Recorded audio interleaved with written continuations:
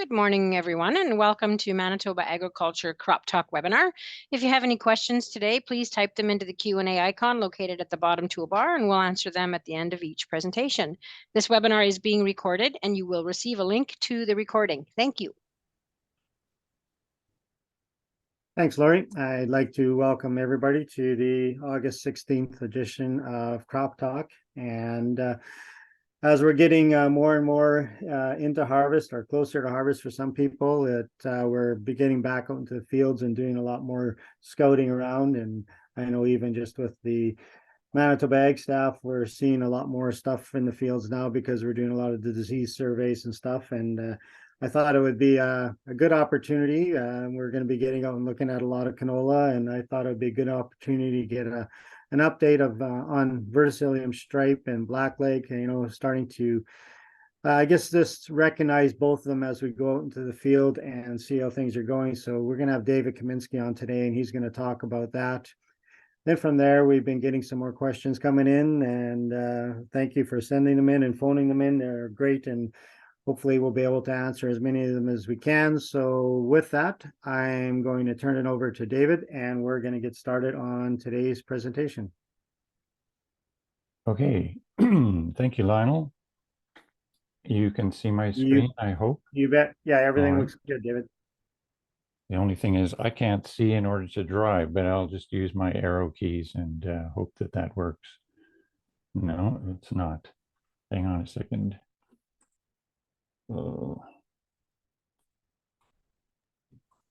If you can just click your screen, David, it kind of will wake it up. There we go. We're now the next slide. Yeah. No, I was hiding behind who's on the call today. All right. Verticillium stripe is an increasing concern. We have seen an increase in prevalence, that is, the percentage of fields that we survey that show symptoms, increasing steadily over the last 5 years. We don't yet have results from this year's survey. We're somewhere between a third and a half finished, but we imagine that it is going to be a higher prevalence this year even than last year. Compare that with Blackleg, which has always been around, and the prevalence bounces around, but is often in that 80% range. Sclerotinia is a disease that depends on lots of moisture. So through the drier years, especially 2021, it has been very low. And we're seeing that again this year. I'm not sure anybody has recorded more than 1 or 2 plants out of the 100 in the field that we select that has sclerotinia.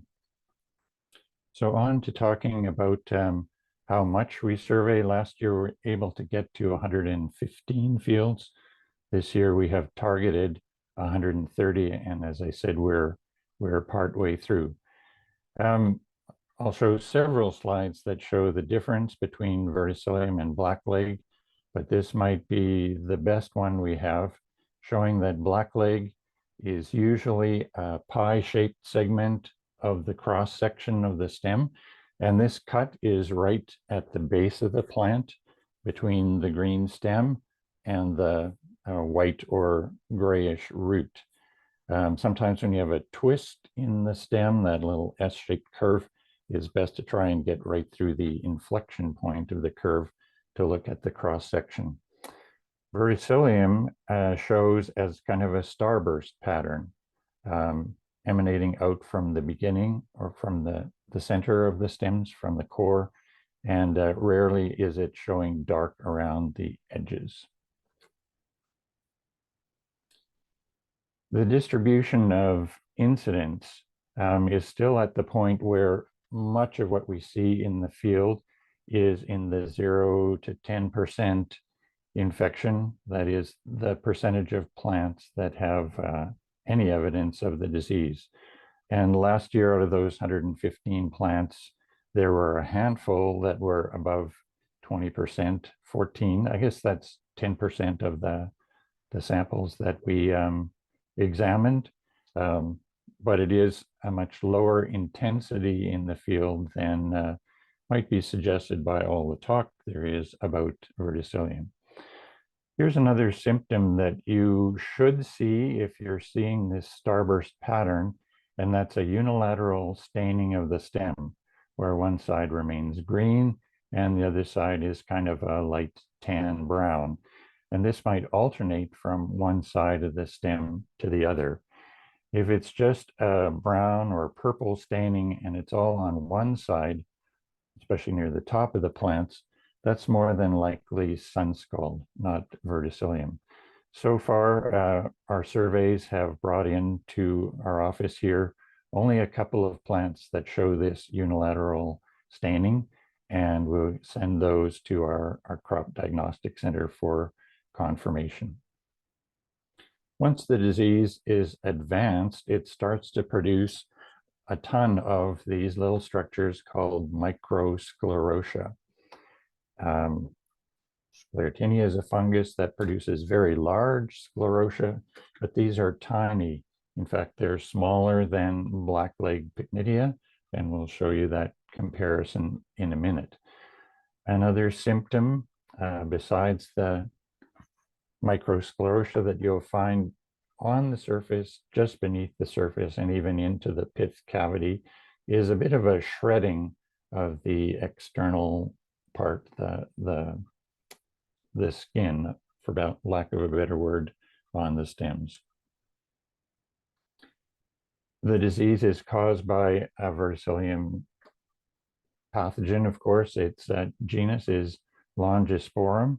That distinguishes it from other Verticillium diseases that we have out there. The one in potatoes is a different species, for instance. The soil-borne fungus causes this internal discoloration. It does produce asexual spores, so it doesn't have much mutation, but the key sign is those microsclerotia, both within the stem and on the cell surface.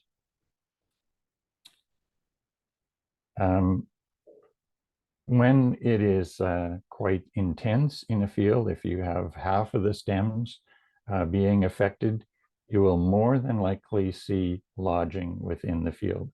Stems are weakened and whole sections can go down, and this makes it quite difficult to harvest. I think a lot of the yield that is lost is just what is on those plants lying down or shattered at the time of harvest because the plants are over mature. What else to say here? The disease thrives in hot, dry conditions, and we certainly had those earlier on. I think temperature and moisture have moderated quite a bit as we get into the season. And though we're scrambling to get our canola surveying done because of the rapid advance of the crop, most of the things we have seen and sampled already have been sort of low levels of verticillium in cross sections of those 100 plants we see in the field. Here's the comparison of size between pycnidia of blackleg. This is pulled close so your eyes can see, but those are really the size of the head of a pin, whereas the microsclerotia are maybe 1/10 of the size of pycnidia and other spore-producing structures you'll see on the surface of canola. I hope you've seen this two-page or double-sided resource from the Canola Council of Canada. They just put it out this spring, and it shows everything that I have talked about as far as distinguishing the symptoms. One of the things you'll see with blackleg is that lesions often have a purplish black margin to them, and they're often cracked, and the most likely spot to find the pycnidia, the spore-producing structures, are within that crack. I think that's the last slide, and I don't have much more to say about Verticillium stripe, but I understand, Lionel, you had a few questions come in. You bet. If you just want to leave that slide up there, David, and maybe we'll get through some of the questions here. Yeah.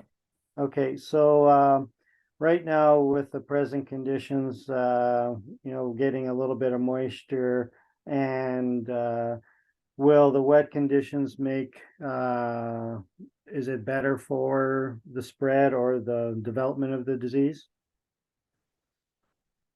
It's hard to say, but the disease is really favored by drier conditions. I don't know that wet conditions inhibit the disease to any extent, but they will more than likely slow the progress of disease that has already taken place. It might just be restricted to that internal discoloration rather than a lot of the microsclerotia being evident along the leaf or the stem surfaces and beneath the stem surface. Okay, and what about secondary infections? So will it spread in the field, or will those spots get bigger? No, there is not secondary spread within the crop. This is a soil-borne infection. It started through the roots, and though there are some spores produced down around the base of the plant, everything that we see above those microsclerotia, those are asexual structures. There are no spores associated with them, and so there isn't plant-to-plant spread. Okay, how long will I guess the fungus last in the soil, or for, I guess, concerning rotations, or what to do if you've had it one year, and looking at how to, I guess, control it? Right. Well, if you've had it, especially with this type of intensity, you can expect it to survive in the soil and in plant material as well for up to 3 years. That's about as long as it takes for the woody base of the stem to break down in the soil.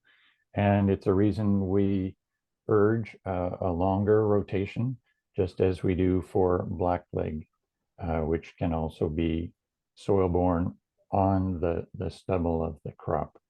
Being tinier, if they were apart from the plant material, they will break down sooner. But it also might be a means of spread to neighboring crops for next year. The stems, as I've said, are quite brittle, and we have heard that there is a lot of dust at harvest, and that dust is no doubt carrying microsclerotia in pieces of stem, and that can blow into neighboring fields. Okay. So okay, the second part of that question was rotation. So basically you're saying similar rotations that we kind of always recommended, like a 4-year canola rotation is Yes. probably best. Yeah, at least 2 years of crop other than canola between, and hopefully longer than that. But we know that we really depend on canola as one of our major crops, and we know that there are areas where the rotation cycle is even shorter than that, and we expect that those areas are where we will see intensifying symptoms of verticillium stripe. Okay. What about resistance? Are any varieties better than other varieties? Well, of the things that are commercially available now, we have not seen anything that seems to be resistant or tolerant. The breeding companies all say that they're aware of this disease and that they do have sources of resistance in their breeding lines, that they have some advanced lines which show good tolerance. And the rate of turnover of varieties of canola is such that these things often get to the field quite quickly. The breeding cycle is shorter than, say, in cereal crops. Okay. Is there any information on the incidence of both blackleg and verticillium stripe infected plants from previous surveys, or is it that information hoping to be captured from this year's survey? Well, we capture that information every year, and I'll just flip back to the results from the 2022 study. Again, prevalence is the number of fields that are showing the disease at all. And incidence is the number of plants within the field that are infected. These are all averages, of course. So you can see that it is significant, the incidence. We do not yet have a rating scale as we do for blackleg and stem rot and even pod spot. So we're not yet able to gauge the severity within fields. We can only talk about the incidence. And I would imagine that that too is increasing as time goes on. Again, that previous slide just shows the increase in prevalence of the disease. Okay, and do we predict to see these together often, or are they infecting different plants? Very good question. Many times we see them together. Sometimes a field will have only blackleg or only verticillium stripe, but more and more we see them together. We send all of our stem samples through the PSI lab in Winnipeg, and they're looking at blackleg, and particularly the races or pathivars of blackleg, and how they are distributed throughout the prairie region. But verticillium, they're not quantifying. They just say it's there. And we can often see in the stems that we collect from the field that both diseases are present. Okay, so that slide you showed where you were comparing the blackleg and verticillium stripe, and you're showing the spores or the pycnidia, I guess the black, or that Yes. is that on the same plant? Yeah, this is indeed on the same plant. And blackleg spore bearing structure is on the surface, on the external part of the plant, where the microsclerotia are much more found just beneath the epidermis and along all of the internal parts of the stem. Okay, so that'll be more like sclerotinia, where you have to almost open it up to see them, right? Yes, yep, that's a good point. Okay, and one other question that came up here was you mentioned a bit about purplish or purple color to canola plants that you were, I can't remember exactly how you worded it, but I had somebody ask about the purplish color of some of his canola pods and was wondering what's happening there. Right. Often we see this reddy purple color in the upper part of the canopy, and it seems to be more prevalent on one side of the plant than the other, and that is most often attributed to sun scald. There can be some varietal differences on that account, but it's an abiotic condition and is not something to be concerned about as far as yield impacts go. Okay, and the question that just came in regarding verticillium stripe and pod shatter resistant varieties. You had mentioned that so the breaking down of the straw and yield loss, I guess, because of the breaking down of the straw and not being able to, I guess, to get it in the combine. So are we noticing anything with the pod shatter? Not a direct correlation, but of course, with pod shattering varieties, we're leaving the crop out in the field until it is completely mature. And there is a longer period where the disease can develop in the plants, weakening those stems, leading to lodging. But no, I'm not sure that there is a direct, any kind of genetic correlation between pod shatter resistance and verticillium susceptibility. Okay, those are all the questions that have come in so far, David, but you're going to hang on here in case something else comes up. Yeah, I'm here to the end line. Okay, I'm just going to grab the screen back here.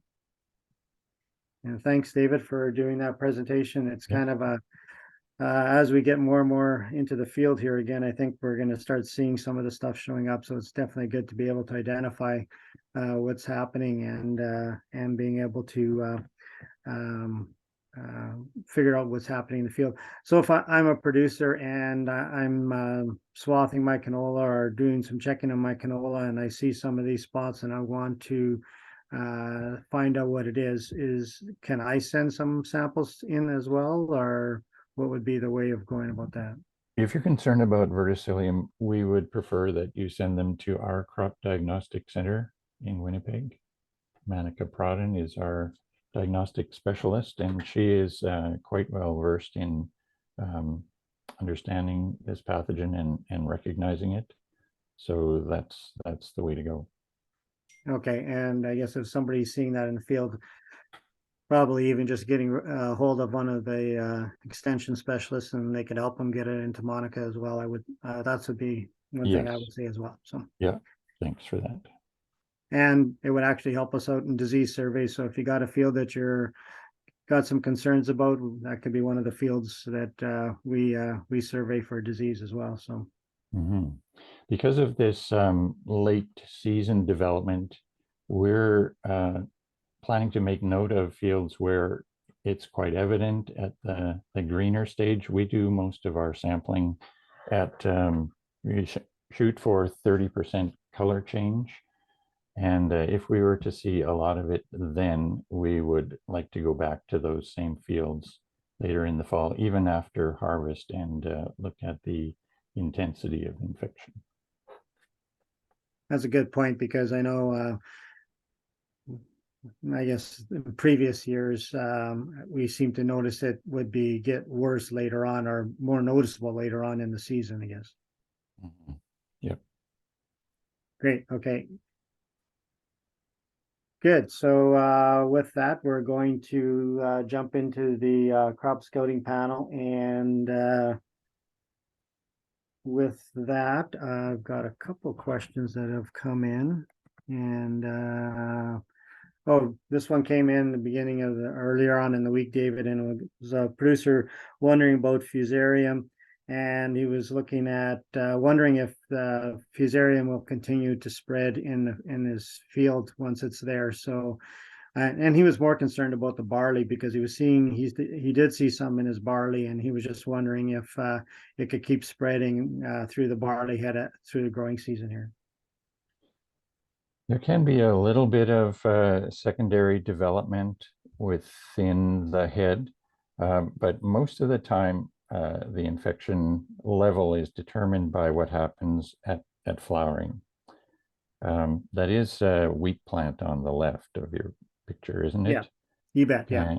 And there it's the center spikelet or center glooms of the spikelet. And that can often be the case, just a single grain or the entire spikelet being affected.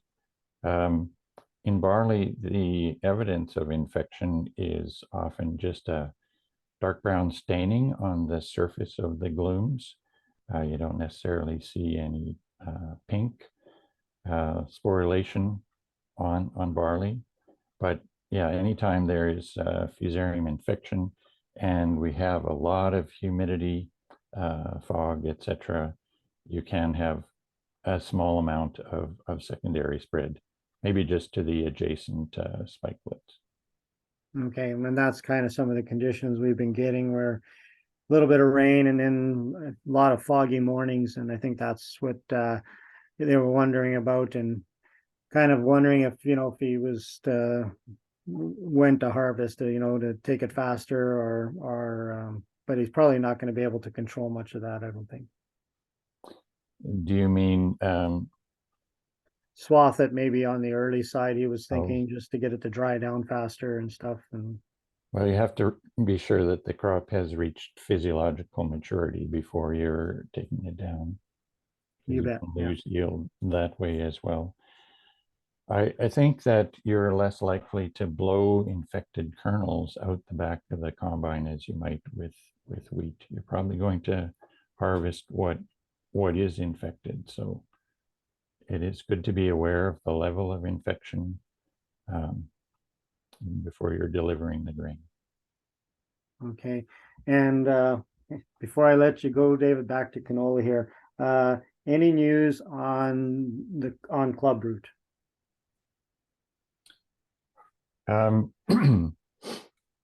Clubroot has always been brought to our attention by growers or agronomists.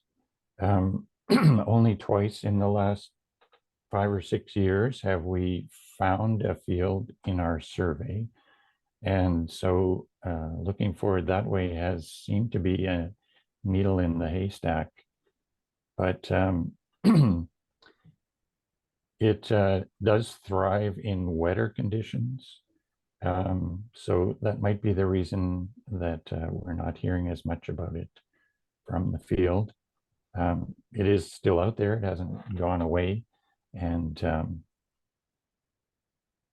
again, as far as we have surveyed this year, we haven't seen any clubroot.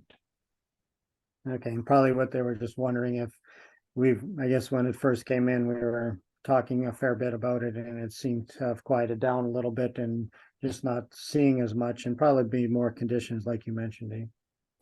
Yeah, it has swimming spores. Excuse me, I'm gonna clear my throat. Sorry about that.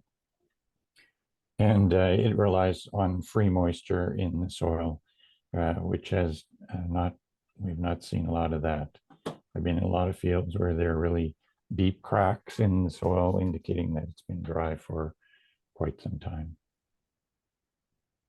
Great, thanks, David. Okay. Okay, I'm not sure if Anne, are you on today? Yeah, I am on today. Okay. I got a follow-up question to what Kim was talking last week about pre-harvest and getting ready for harvest. And then I got a question about, it was actually from a crop scout, and he was asking if we could maybe just talk a little bit about I guess the peduncle just below the head there, and I remember you talked about it, whether it was last year or the year before. So I put this slide together, but I was hoping you would be on just so you can maybe mention a few things as kind of another way of checking for maturity. Sure, this would be kind of a quick and easy way to go into the field and just get an assessment of, if we need to be looking at the seed for maturity. So the peduncle is the section of the stem just directly below the head. So typically, if it's still green, it wouldn't be ready for to inspect to see if the crop is ready for pre-harvest application. So just like for background, it's important to confirm that the seed has reached like the hard dough stage before doing a pre-harvest application. So if it's too green, there's the risk of having too much glyphosate or other herbicide residue in the seed, which can be an issue for marketing or sales. So the peduncle is a sign that the crop has reached physiological maturity. So when that turns brown, it's likely that the crop is close to or ready for a pre-harvest application. But I would always encourage people that you need to actually, break apart thresh out a few heads, and confirm that the seed is actually at hard dough stage before doing your applications. Okay. And then just for hard dough, like if you put your thumbnail in the seed and it doesn't bounce back, like if you leave that indent in the seed and it doesn't bounce back, then you've reached that hard dough stage. Okay. And I don't know if you've noticed it, but whether I think some people are getting a little anxious because we're seeing a different deer maybe this year or not, but I've been seeing a lot of guys getting out there and spraying, and we might be doing some of it on the early side because there's still a lot of green areas in the field. So I don't know if are you noticing the same thing, Anne, or? Yeah, I'm noticing the same thing, and in various fields, like sometimes where there was a low spot and moisture may have sat around a bit longer in the spring, seeing some green patches or some late tillers coming. That's been fairly common is, when we had some better moisture conditions later on, we had new green tillers. So it is really important that farmers and agronomists pay attention to if the crop is actually ready for a pre-harvest herbicide application. So we know that those desiccants and herbicides are important for both weed control and dry and dyed crop, whichever product you're using.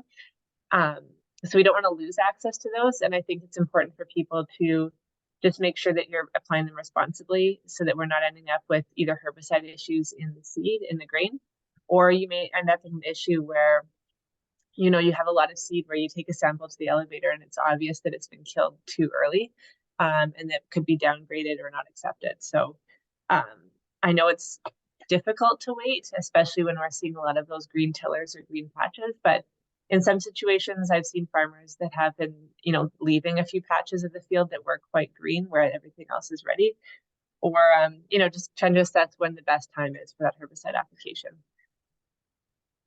Okay, great. Thanks, Anne. Next question is one that actually came in twice. So I'm going to kind of go through it. I didn't have a chance to put a slide up here. So Brewster was out checking his barley and basically for ripening, staging, and he said he was noticing some of the barley was having or showing some purpling in the leaves. He says his fertilizer program is pretty good, so he wasn't really thinking it would be anything with that, but he did say he noticed lots of aphids in his fields, in the field, and he said it was kind of from the headland on in sort of thing, so it was fairly general, and he was wondering what might be happening. So I'm going to open up to the panel and just see what they or maybe any ideas of what might be happening out in the field. I don't know if John G is on to answer the aphid question, but just in terms of the purpling in the leaves, like that can be an anthracene and stress response. So when the crop is under stress, you can see purpling in the leaves and the stem, or in various parts of the plant. So that purpling, like without having a picture, it's tough to know, but that purpling can be a response to stress, whether, you know, environmental or some sort of other stress. Definitely haven't noticed lots of aphids in cereal crops this year. We're probably past the point where it would be an issue. We've also seen tons of predators for the aphids around, so that those lady beetle larvae, and yeah, so I don't think the aphids would be a huge concern right now, but I've definitely noticed big populations. I'm not sure if John G is on to comment. I don't think that John is on the call right now, but something we have seen in looking at cereal crops is that the aphids have arrived quite a bit later than they would have to if they were suspected to be carrying disease with them. And before the call, Lionel was asking me if I thought those symptoms might be barley yellow dwarf. Barley yellow dwarf in barley rarely exhibits as any kind of red or purple color. It's usually a yellowing of the leaves or firing of the edges of the leaves. And of course, it's accompanied by stunting of the plants as well. Barley yellow dwarf can infect oats, and in that crop, it does cause a reddening of the leaves. And we have seen a little bit of that, but I think that barley yellow dwarf is unlikely to be the cause.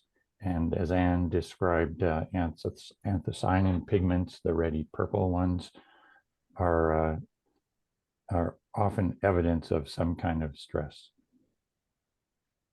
Hey, great guys, thanks. I kind of like Dave mentioned, we did talk a little bit before we got going today, and one of the things the producer was questioning was barley yellow dwarf, and I think we kind of eliminated that, David. So thanks for those comments. I think that makes a lot of sense where that it probably isn't that. So good points, you guys. Stress actually is something that might be more of an issue. And I agree with Anne, because we did have some moisture early on, and then it got warm and dry here, and some of the crop is looking like it was under some stress. So that definitely could be an issue that's showing up there. So some really good points, guys. Thanks for chiming in. Okay, with that, I'm just going through my list here quickly to see if there was a question I missed.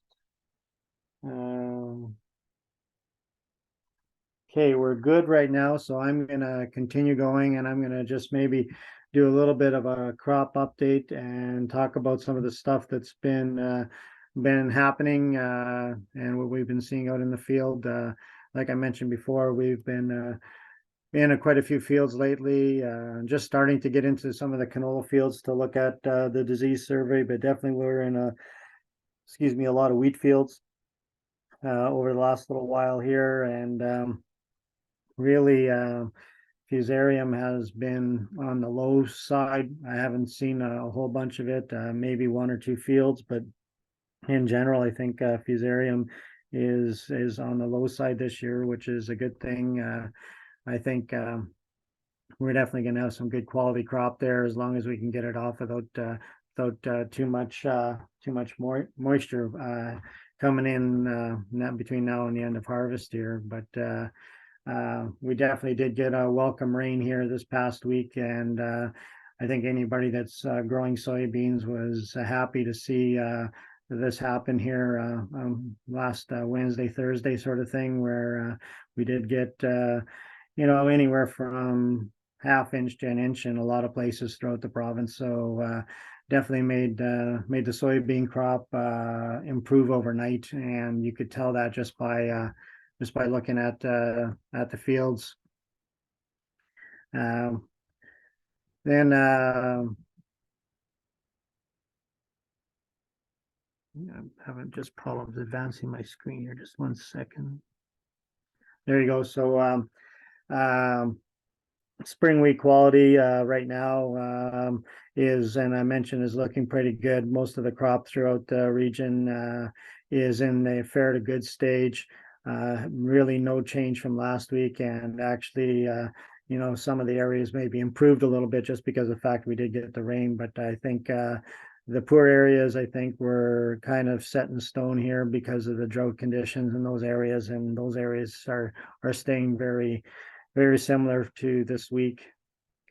We're going to be starting with the crop production. Our crop reports coming out. We're going to be having the harvest completion report happening. And when you look at where we are in harvest, you can see, nicely getting going. Still some winter wheat and fall rye to come off. It varies quite a bit, and but again, I think as we're going to get into harvest here, those numbers are going to jump fast. Field peas, again, the number there was about 22% done, and I think over the last couple of days here, I did see a lot of producers in the field taking peas off, and whatever peas that weren't being harvested were being sprayed. So I can see that number, weather permitting, will jump quite a bit by next crop report. Spring wheat, again, as we mentioned in the question panel, I think a lot of wheat is being sprayed. I do want to caution some of the producers that we are seeing some of the fields maybe being sprayed a little bit on the early side. Still got to remember we're just in the second week of August, so we're still got a fair bit of time before harvest. So make sure the fields are ready to go before you're out there spraying. We want to maximize yields and make sure that we give all those kernels a chance to fill and develop, and we definitely don't want to have any kind of residue issues. So definitely keep an eye on that. A few more things to talk about with the fall rye and winter wheat. I guess one of the things that noticing this year is those two crops from previous years, the acres are down. So with the opportunity this year with an earlier harvest, or it looks like an earlier harvest happening, we definitely have some potential there to get some of those crops in the ground at a really good time this year. So I think if you're thinking about growing winter wheat and fall rye, you need to start investigating some of the new varieties. There's some really good varieties that are yielding, giving some pretty good yields. So if you're looking at growing winter wheat or a first-time grower, I even think there's still some programs out there for first-time growers. So definitely this will be the year where we can get out there and get it in perfect timing. And then if we get a little bit of rain, it'll definitely make a difference. Regarding the rest of the crops, I think everything seems to be maturing fairly at a regular pace anyways. We did talk a bit about barley. I think some producers are swathing some barley, and actually you've seen some producers swathing some wheat. So I think guys are trying to take advantage of maybe some of the drier conditions and get the crop in fast. Corn is the cobs are in, most of the cobs are kind of in the milk stage right now. So I'm thinking, guys are pretty happy with most of the cornfields I've seen.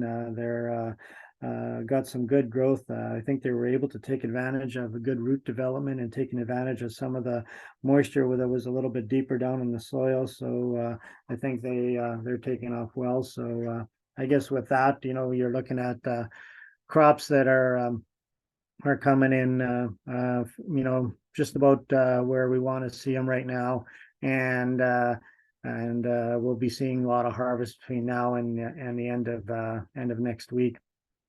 Just a reminder that the crop residue burning program has started on August the 1st. So as we're getting into harvest, I guess a couple things. If you're going to be burning, make sure that you're in a burning area. I've noticed in my travels that a lot of RMs have put up burning bans. So make sure you talk with your RMs as well, because even though our crop residue burning program may have you in a burning area or an area where you can burn, the burning bans will definitely take precedent over that. So make sure you're finding out all the information before you go out and start burning. Also, we are in some areas looking at some shortages of feeds. So definitely make sure that if you have some opportunities or you want to get rid of some straw, there's probably potential for getting some of that baled up and marketed. We do have a good system for marketing your hay and straw, and it's the Manitoba Hay Listing Service. I put up the two 1-800 numbers for MASC and Manitoba Ag. So if you want to get your hay listed there, or if you're looking to buy hay, definitely visit that website. Or if you want to get some listed, give one of those numbers a call, and they can definitely give you a hand on getting your hay on the website. There's the crop residue burning website as well. Make sure that you are checking that before you go out and start doing any burning. Regarding the crop extension specialist, like I mentioned, everybody's been fairly busy out in the fields, checking fields right now for doing the disease surveys. So if you got something happening out there, give any one of us a call. I'm sure we're in the area, and usually in the general area. We can come out to take a look at your field. If you've got something that needs sent away, we can help you there. If you're seeing some weeds that Kim mentioned last week, we're seeing some weeds out there that need to be definitely taken care of. If you need some identification, we can give you a hand doing that as well. Our livestock people, again, they're going to be getting real busy doing rations, and people are going to be testing feed and seeing what they have as they go into fall and winter here. I think people are going to try to take advantage of feeding whatever they can, and trying to make a ration where they can maybe save some feed, and even in some cases sell some feed and maybe make some money that way as well. So again, if you got any questions regarding your livestock or feeding programs, definitely give these people a call. One thing I wanted to mention is that we're getting into that time of year where a lot of producers are looking at taking a second cut, in some cases taking a third cut, but in most cases, some producers might be looking at taking a second cut. We need to make sure we kind of keep that alfalfa crop healthy. So if you want to know the best days or kind of the date where you should maybe stop looking at taking that second cut and waiting for that killing frost in the fall, give one of the livestock specialists a call. They'll be able to help you with figuring out when's the best time to cut you that second cut alfalfa. You want to make sure you get good re-roast before winter. So keep that in mind. The MASC service centers, there's all the numbers there. So if you've got any questions, give them a call. I think we passed the date for recording your any bin grain carryover in your bins, but as we're going to get into harvest, we're going to be needing more information to get to them. So there's the contacts there, and mine and Lori's contact information. If you've got any questions, thanks again for all the questions that came in over the last couple of days. It was great to get them on and get them answered.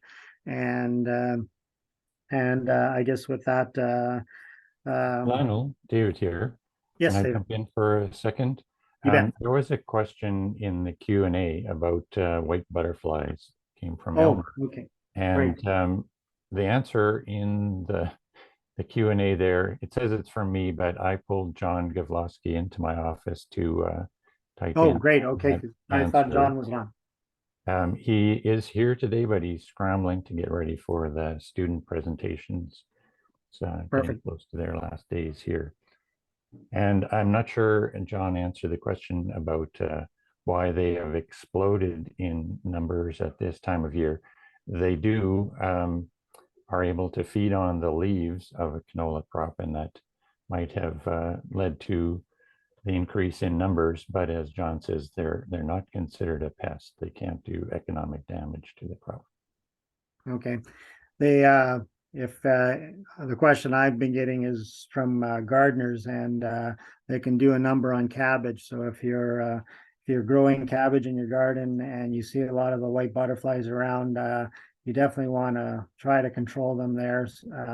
And there are some things that work. Actually, one thing I found out in doing some investigating was water and vinegar and a little bit of Dawn soap to attach it to the plants. But the vinegar, they don't seem to like vinegar at all. That whether it's the smell or it's an irritant to them. But you spray them with the water and vinegar, and they may be hanging around other places, but they'll stay away from your cabbage. So a little clue for anybody out there growing cabbage in their garden. Thanks, David. And with that, I'd like to thank everybody for attending today, and we will see you next week, August the 23rd. And hopefully we have a lot of harvest to talk about by then.